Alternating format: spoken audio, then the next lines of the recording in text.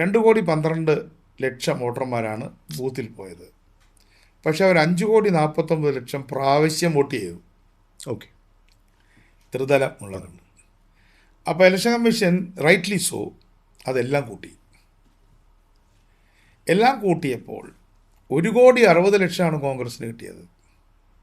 Okay, 1,27 CPM കിട്ടിയുള്ളൂ.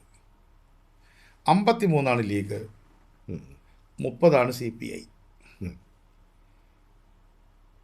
അതാണ് reality. Okay, അതേപോലെ 7ഉം 8ഉമാണ് കേരള കോൺഗ്രസ്സുകൾ. 8 നമ്മൾ, അവർ 7. ഇപ്പോൾ RSP 2.5, ഞങ്ങൾ 1.12. ജനതാദളുകളൊക്കെ 2, 2.5, 3, കുറേ പാർട്ടികളൊക്കെ 1,00,000 താഴെ. ഇതാണ് റിയാലിറ്റി. അപ്പോൾ നമ്മളതിനെ വർണ്ണിച്ച് വലുതാക്കേണ്ട ആവശ്യമില്ല, എന്നാൽ പറഞ്ഞ് ചെറുതാക്കേണ്ട ആവശ്യമില്ല.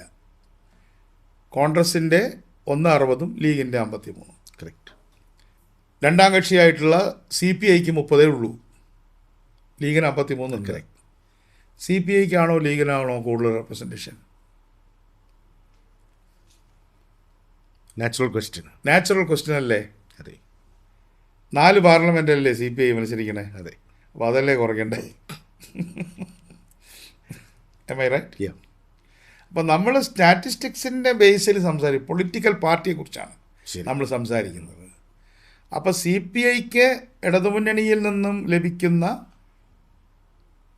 ആ പാർട്ടിസിപ്പേഷൻ ലോക്സഭയിൽ കിട്ടുന്നുണ്ടോ ലീഗിന്? ഇല്ല, 2 മത്സരിക്കുന്നുള്ളൂ.